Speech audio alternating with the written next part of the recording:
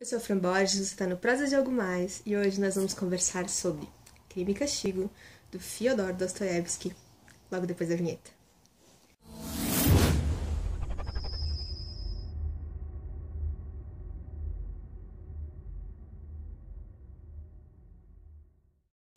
E aí, pessoal, tudo bem com vocês? Como é que foi a semana? Como é que tá sendo as leituras deste mês de agosto? As minhas estão sendo bem proveitosas. E hoje nós vamos conversar sobre essa obra-prima da literatura russa e da literatura mundial, que é Crime e Castigo. Ela foi lançada em 1866 e ainda se mantém tão atual. Vai contar a história, né, do Raskolnikov, que é um estudante que é das classes pobres da Rússia, inclusive vem do interior, de uma família muito pobre, e ele vem para São Petersburgo para estudar. Ele começa a estudar direito. Mas vai até um certo ponto ali que ele não consegue mais se manter, mais pagar os estudos, ele vai entrando em desespero. E ele tem uma teoria também, em que ele escreveu inclusive num jornal, sobre a superioridade de certas pessoas, né? Como no caso do Napoleão Bonaparte ou do próprio governo, onde eles muitas vezes têm não só o direito como o dever, né, de matar pessoas.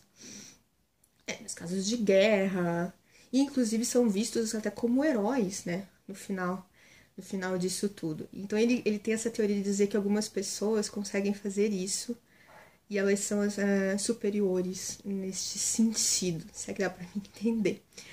E bom, ele vai entrando em desespero, ele tem que penhorar também vários bens dele para ter dinheiro. E apesar dessa teoria, mesclado com esse desespero e também tem um problema com a família, ele acaba matando uma pessoa. Bom, eu não vou contar pra vocês quem ele mata, nem como ele mata, se bem que é uma história bem conhecida. Eu acho que se vocês já viram a foto do mangá, né, sim, de Crime e Castigo, vocês vão imaginar como é que ele mata. É uma cena digna de um filme. Não, seria uma cena digna de ser filmada pelo Tarantino, vamos combinar. Sério, vocês já viram o filme de Tarantino? É uma cena digna do assassinato, ok? Bem, essa então é a sinopse. Nosso querido autor Fyodor Dostoiévski, ele teve preso uma época, né, na Sibéria, porque ele era metido aí em política, acho que é com um revolucionário que era contra o czar e tal. E ele acaba sendo preso e indo para a Sibéria para fazer trabalhos forçados durante 4 anos. E foi uma coisa muito assim, tipo, pegadinha que aconteceu com ele, porque ele primeiro tinha sido condenado à morte. E quando ele tava lá no pelotão de fuzilamento, já junto com outros caras lá, pronto para ser morto, ele tava ali, eu vou morrer, entendeu? Então chega o mensageiro lá e diz que o czar desistiu, não, que ele vai ele ia morrer, mas não, o czar desistiu e agora ele ia para Sibéria para ter 4 anos lá de trabalhos forçados. E quando ele vai para lá, ele tem uma experiência bem diferente do que ele estava imaginando, porque ele encontra uma humanidade que ele não esperava. E isso vai se refletir muito depois na obra dele, inclusive aqui em Crime e Castigo. Porque o que acontece, né, com o Raskolnikov, com esse criminoso? Ele humaniza esse criminoso. Porque muitas vezes a gente quer manter o criminoso distante da gente, como se fosse um monstro, um bandido, apenas que tivesse características terríveis. E ele mostra aqui, tanto no Raskolnikov quanto em vários outros personagens, a dualidade, a ambiguidade, né? Como o Raskolnikov pode ao mesmo tempo ter assassinado e ao mesmo tempo ter atos tão bons e ter características tão boas em uma mesma pessoa. E isso ele faz, essa dualidade, essa ambiguidade das pessoas aqui, ele faz o tempo todo, principalmente com Raskolnikov, mas também com os outros personagens. E isso nos aproxima muito. Eu lembro que quando eu li ele pela primeira vez, não foi nessa edição aqui, então realmente não foi uma leitura tão proveitosa, também foi por obrigação e tal, então foi mais difícil, mas quando eu fiz, né, faculdade de Direito, que eu já me formei, e Crime e Castigo conversa muito com o direito, né, com o direito penal, mas também aproxima muito dessa ideia do criminoso. Ele te faz sentir compaixão, né, e ver e humanizar aquilo ali que tanto as pessoas e a sociedade, no modo geral, tenta desumanizar, que há, né, como dizer, trevas e luz dentro das pessoas, né, de todos. E eu acho que é muito essa humanização que o Dostoiévski traz aqui pro livro. Outra grande característica desse livro aqui, que influenciou diversos escritores, influenciou Kafka, com certeza influenciou a literatura policial, é o desenvolvimento psicológico do personagem. Vocês viram, né? A sinopse é até bem simples, mas o desenvolvimento, a profundidade, né, do desenvolvimento psicológico do Raskolnikov é uma coisa incrível. Você vai ler esse livro aqui, eu digo pra você, é impossível, impossível que você não se sinta tocado, não tocado, acho que perturbado é a palavra certa, com todo o transtorno que o Raskolnikov vai criando com aquele crime e ao mesmo tempo eu não sei se é um remorso que ele sente, é misturado com uma loucura, ele tem uns momentos de delírio e aquilo vai sufocando ele de uma maneira que chega um momento que ele tem que contar pra alguém que ele fez aquilo. E aquilo vai perturbando ele de uma maneira assim incrível, vai num crescente e você vai naquela loucura, naqueles delírios dele, e é uma coisa incrível. Você fica realmente completamente perturbado junto com o Raskolnikov, é impossível não ficar. E esse desenvolvimento psicológico, né, desse personagem, com certeza influenciou muito a literatura policial, acho que você vê isso.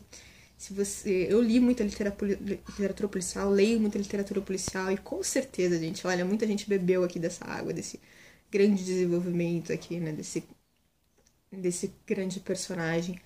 E eu já li muita coisa que o próprio Kafka, né, lia muito Dostoiévski. E com certeza eu tava vendo até um podcast esses tempos do Homo Literatus, né, falando que, pô, se não existisse Dostoiévski, sabe-se lá, né, se existiria Kafka. Então, ele influenciou também muitos escritores, né, com a sua obra magnífica. Além disso, né, temos a escrita de Dostoiévski, que eu já falei na Leituras do Mês, cara. Aqueles caras, assim, que você sente, pô, esse cara, ele nasceu pra fazer isso, pra escrever. É uma escrita impecável, né? A profundidade que ele dá pra cada personagem, como ele vai aqui, né, abrindo esse personagem, mostrando quem esse personagem é, como ele pode ser ambíguo. E tem vários pontos de vista também, não é só no ponto de vista do Raskolnikov, mas tem os pontos de vista de outros personagens. Tem momentos que você olha para os personagens assim, eles são odiáveis e você quer matá-los mesmo. E daqui a pouco, pô, você vê uma atitude tão digna e tão generosa do mesmo personagem. É algo realmente perturbador e que você vai reconhecer, eu acho que em toda a sociedade. O livro também vai questionar muito, né, a moral e a ética, né, do matar, né, matar em benefício próprio e benefício de outrem, com a mesma teoria do Raskolnikov ali. E ele vai questionar muito isso, né, como que o governo e o próprio Napoleão, vários outros, eles matam, vão continuar matando, isso é permitido. E por que se preocuparia com ele, que matou também uma pessoa que ele acha também que é realmente duvidosa, essa pessoa. Mas quem sou eu, quem é qualquer um para dizer, né, quem deve ou não morrer. Então tem muito essa discussão, né, ética e moral bem ampliada, né, para o governo. O próprio crime e o castigo, ele vai questionar aqui qual que é o objetivo desse castigo, né, dessa desumanização, se isso realmente funciona, o que é relevante disso. Então tem discussões sem fim nesse livro aqui. É um livro para releituras, mas pelo menos uma vez na vida, né? Para mim, pelo menos vai ser para releituras, mas pelo menos uma vez na vida eu recomendo que você leia.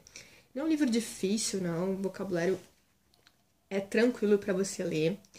Essa tradução aqui tá fantástica, porque é a primeira tradução do russo. Eu li uma outra tradução, nem me lembro qual que era. E essa aqui é muito melhor. Sinceramente, eu recomendo, se você for ler Crime e Castigo, leia essa tradução da editora 34. Que ela foi feita direto do russo e você sente realmente que é muito próximo daquilo que o Dostoiévski escreveu. Pela proximidade, né, com a cultura russa e com uma maneira de contar as histórias, né, e as outras traduções ficavam um pouco prejudicados, porque muitas vezes era a tradução do francês, daí traduzia para o português e se perdia muita coisa. Isso eu vi muito num vídeo, que vou deixar aí linkado aí embaixo, que é o Literatura Fundamental, que é de uma professora, né, que ela é russa, e se eu não me engano ela é professora da USP de literatura russa, que ela fala muito disso, né, ela fala muito bem dessa tradução aqui. Bem, era isso que eu tinha pra falar. Me deixa aí nos comentários se você já leu Crime e Castigo, se você já leu Dostoiévski, que você quer ler. Vamos como conversar, deixe por aí nos comentários o que vocês acharam. Espero que vocês tenham gostado desse vídeo. É realmente uma obra-prima e que quando você termina, tu fica assim de queixo caído porque aquilo te perturba e esse livro vai ficar com você, é daqueles livros que fica com você pro resto da vida. Em algum momento ele vai te chamar outra vez. Então, fica aí a indicação. E bom, gente, ótimo final de semana pra vocês e a gente se vê na semana que vem. Beijo, tchau, tchau!